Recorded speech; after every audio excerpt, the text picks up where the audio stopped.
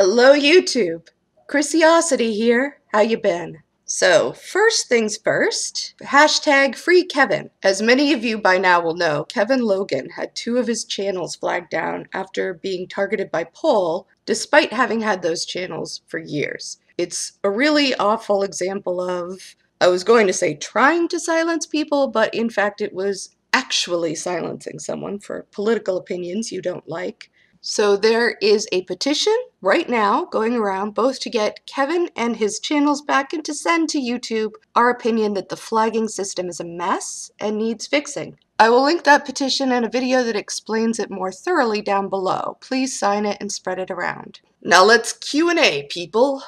I took note of the questions I got, and I did dig up some stuff that I felt would be good to share, but for the most part, I'm thinking I'm just going to ramble away. Justified Matitude. I'm one of your subs, and I am an anti and an opposer to your rhetoric. Do you thank me as well? Regardless, congrats, Chrisiosity. Yes, Justified Matitude, I thank you as well. Always good to see somebody getting outside their bubble. Nick Bayless, on a scale of 1 to 10, how much of a douche do you think I am? Be honest, I can take it. I just put it into the doucheinator, and you are 7.365 douche. That's just science. There's nothing I can do about that. But there you go. Now you know. Daisy Pumpkin, hi Daisy, says, who do you like or respect in the anti-SJO, anti-feminist YouTube community, and why? Let's see. I like Inane Dragon's pretty good, and there's a couple others. Scarecrow, what's that Scarecrow guy? Mr. Scarecrow, is that his name? I'd have to look it up. But he's a good guy. I don't know, there is a couple, and they're okay, and yeah. As far as why, I like them because they're honest. I like them because they do the best they can to be reasonable and to be consistent with their principles and all of those sorts of things. That's why. Some random geek said, I discovered the YouTube feminist community over a year ago. I've been fascinated ever since. Consider me a baby feminist. What kinds of books or sources would you recommend for anyone who wants to increase their feminist knowledge? Beginner and introductory, as well as advanced and current stuff. Well, you can't go wrong with just about anything by Bell Hooks or Audre Lorde. So I would go to them. For an older but still relevant text, Simone de Beauvoir, The Second Sex. I don't know, I'll think about it and maybe I'll post a couple extra things in there. It really depends on what specific types or kinds or topics within feminism that you're most interested in. So, I don't know. I'll see what I can come up with. Adam Rainstopper. Hi, Adam. He writes, trigger warnings. Mental illness, suicide, substance abuse. After the suicide of the guy from Lincoln Park, I argued with people about suicide as a general concept, and I can't seem to get anyone to understand what I'm actually trying to say. So people react to the idea of suicide in a very specific way.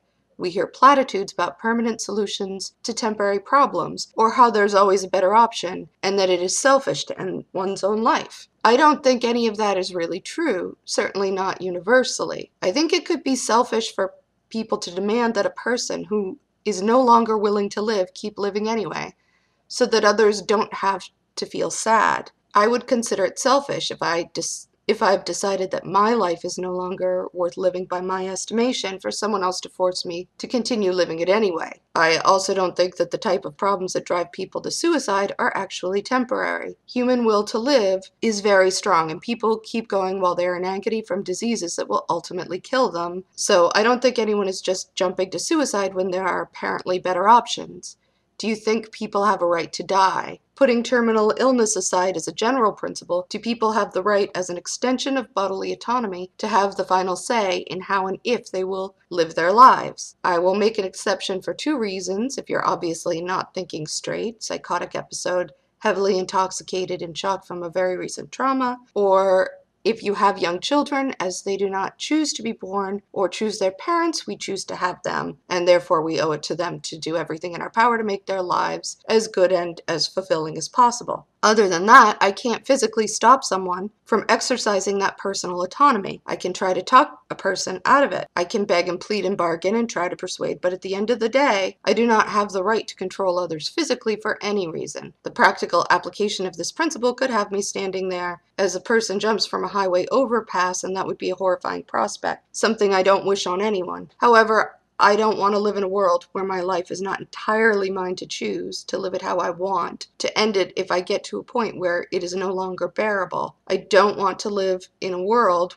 in which others can make such a monumental decision for me. Do you support an absolute right to end one's life? Absolute right? No. I think when you talk about somebody on a bridge who is threatening imminent harm to themselves, then I would react to try to stop them. I know that from having had suicide attempts in the past, that just because you think you are making a rational decision doesn't mean that you are. Your brain can fool you. And so in that sense, I don't think that it's acceptable to just say, oh, well, it's up to them. And I know that you're thinking this through pretty deeply, and I can understand. In philosophy, there was a book called Justice, and I'm going to forget who wrote it, but this was sort of one of the things that he talked about, that particular philosopher, which is sort of the limits of libertarian thinking, the limits of, as coming down to, do you really own yourself? Like, for instance, he talked about an example where someone had decided that they wanted to try cannibalism, and another person sort of volunteered to die and be cannibalized. And this literally happened, and it's kind of a strange story. It happened in Germany, I guess. While that's very strange and hard to even picture, it sort of brings up how, like, what are the limitations of your personal choice of your body? At what point do we start to say, we're just, yeah, this doesn't sound right and this doesn't hit us right? And, if we just let people do these crazy things, it could really be harmful to society in different ways. Now, I want to talk about one example, and this was something where I can see where what you're talking about, and where I can understand it. So this happened back in December of 2016. It happened in Syria, in Aleppo. What had happened, a nurse published a letter stating her intention to commit suicide in order to avoid rape. And she wrote a letter that I think it really affected me. And so I'm going to just read it through now. I am one of the women in Aleppo who will soon be raped in just moments. There are no more weapons or men that can stand between us and the animals who are about to come, called the country's army. I don't want anything from you. I don't even want your supplication. As I am still able to speak, I think my supplication is going to be more truthful than what you say. I am committing suicide, and I don't care if you say I am in hellfire. I am committing suicide because I did not remain firm in my deceased father's home for all these years because his heart burned when he saw all those who left Aleppo. I'm committing suicide not due to no reason, but because I do not want several members of the Assad regime to savor raping me, while just yesterday they were afraid to say the word Aleppo. I'm committing suicide because the day of resurrection has taken place in Aleppo, and I don't think hellfire will be worse than this. I'm committing suicide, and I know all of you will unite upon my entering of hellfire, and that will be the only thing that you will unite upon. The suicide of a woman, not your mother or sister or wife, but a woman you are not concerned about. I will conclude by saying that your fatwa verdicts have become meaningless to me, so save it for yourself and your family. I'm committing suicide, and when you read this, know that I have died pure despite everyone. So I think that is a situation where it would make sense to me that you have the right to do that. So anyway, I don't know that we can have a perfect answer to this, but that's as far as I'm getting. And I hope I haven't lost everybody here. It's kind of a sad, heavy topic. I'll probably put in like a timestamp so that people can skip over it and go to the next question if this is all too upsetting for them.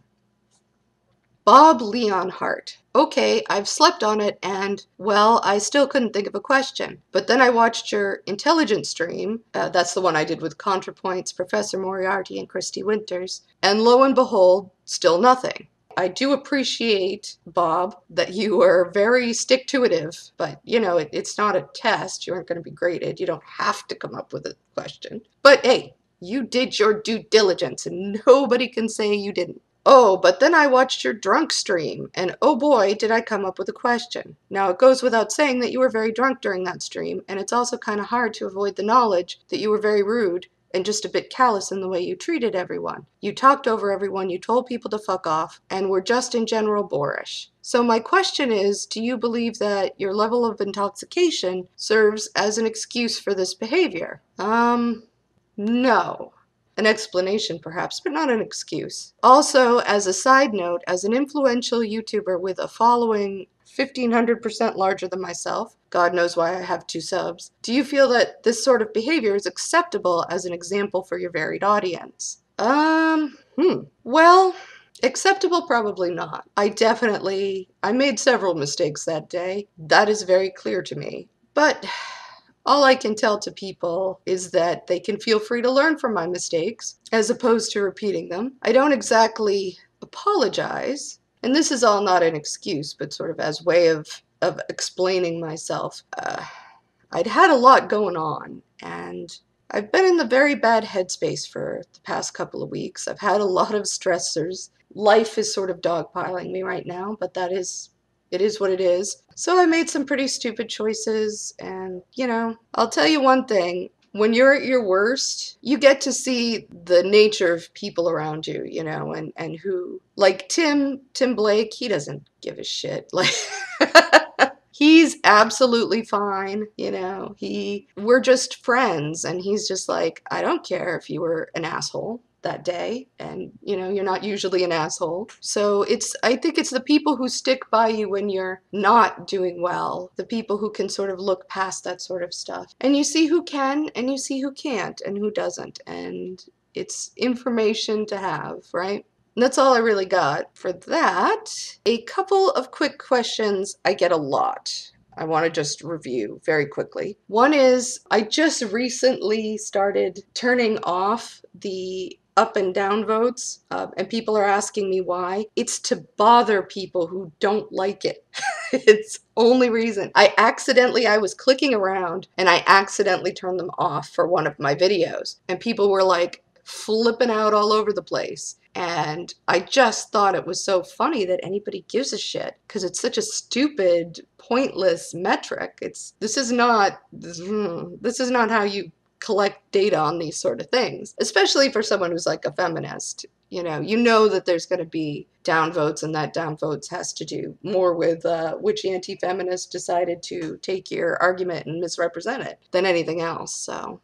But yeah, it bugs them, and that amuses me. That's cool. I just never used to care either way, but there you go. I know I'm terrible. Look, it's my channel, and if it amuses me, it's good enough. You can either deal with it or leave.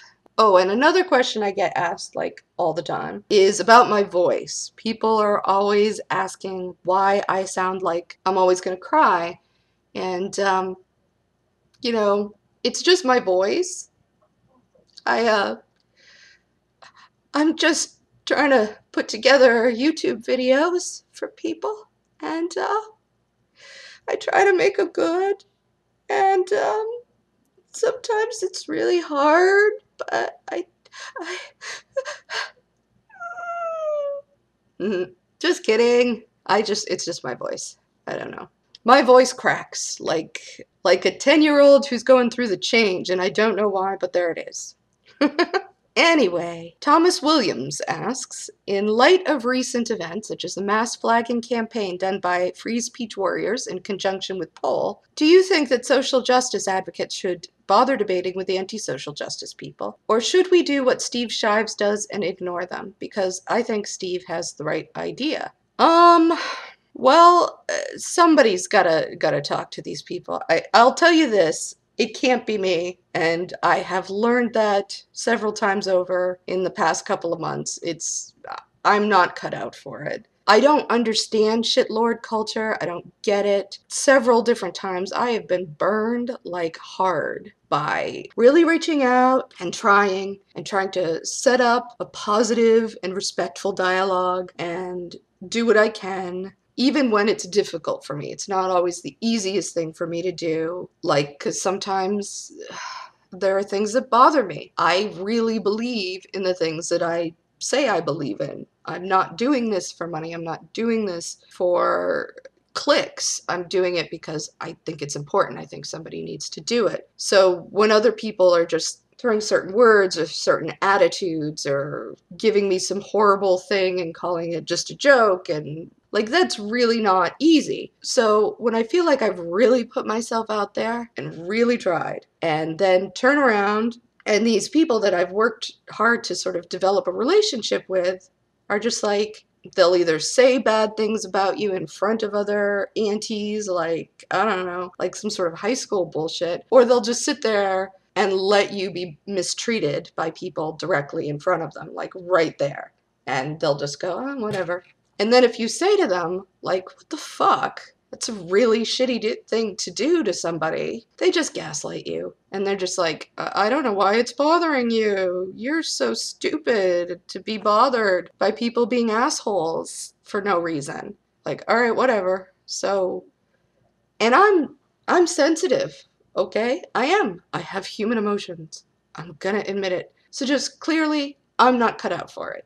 It's not gonna be me. It's gonna have to be somebody else. I don't know who's gonna step up to that plate. God bless them and the devil take them, my grandmother would have said, but I just know my limitations, and it bothers me. It bothers me when people treat other people shitty, and it bothers me when people treat me shitty. And I don't like it, and I ain't fucking putting up with it all the time. So, I don't know. I don't know what else to do about that, believe me. And I don't know, I don't think everybody can do what Steve Shives does either and just completely ignore them. Because I don't, just as I'm not really cut out to be anybody's punching bag, some people who really like to get out there and like to interact and argue, and they have thick skin, and that's fine. It's whatever you think you can do.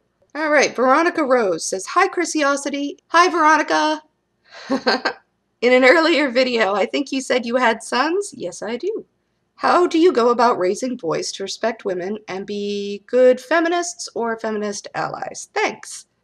Well, the first thing that you do is to respect them and to show your respect to them and for them. I think that people who haven't learned about the importance of respect and learned how to expect respect. Say that 10 times fast, but you can't give it if you haven't had it. So I think you have to respect them, and I think you have to respect them regardless of what degree they do or do not follow gender roles, and let them know that that's okay. My middle son loves sports, but he also loves art, and he's also sensitive. And I think it's important to be clear that these sort of, that there's flexibility, that you can like what you like. And the third thing that I would do is sort of model respect for yourself as a woman. I am their model of how to treat people, and my husband is their model of how men treat women, right? So I think that that's an important piece too, is just to be a good model. If they called themselves feminists or allies or whatever in 10 years, 20 years from now, I don't really care. I feel like I've given them the foundation and they have to do what they are going to do with it. That's all I can really say. But thank you for the question. George Locke, can you tell us about a change in your political views that's happened relatively recently? I don't know if you can think of anything, but it's always interesting to examine how our ideas change. The more I learn, the more of a lefty I become. Like, I've been pretty anti-capitalist for a while. I rarely talk about it. I don't want to give people associate feminism with Marxism, and the two are not the same thing, and you can definitely be a feminist without being a Marxist. But, and I'm not saying I am a Marxist. These labels just mess with my head, really, to be honest with you. There are a lot of labels out there, and people really care about what specific flavor of hard left you are or are not. And I'm not quite there yet. I'm not solidified into any ideology as far as that's concerned, right?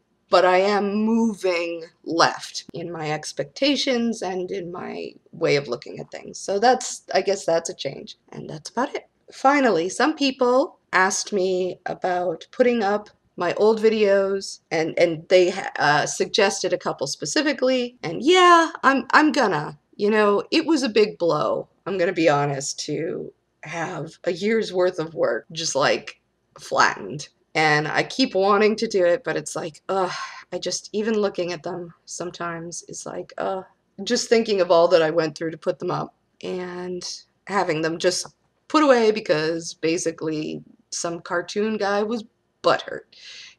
That's all there is to it. That's the only reason.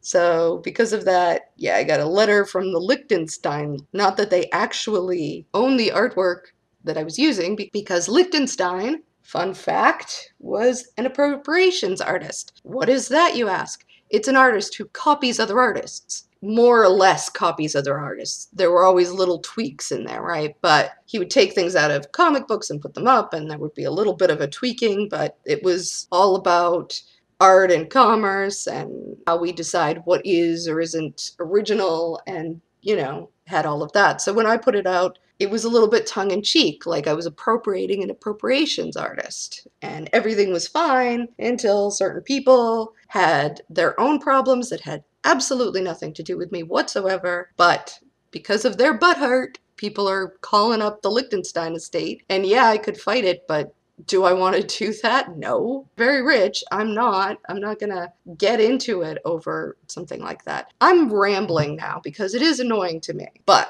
whatever, it's fine. I will get those videos back up. I'm sorry. I should shut up. And I'll work on the ones. I was specifically asked about the Gad Sad series and the Steve Shives one. So I'll probably try to work on those first, and if anybody else has a preference for any particular video, they can let me know. Yeah, so I think that's everybody. Oh wait, yeah, no, that's everybody.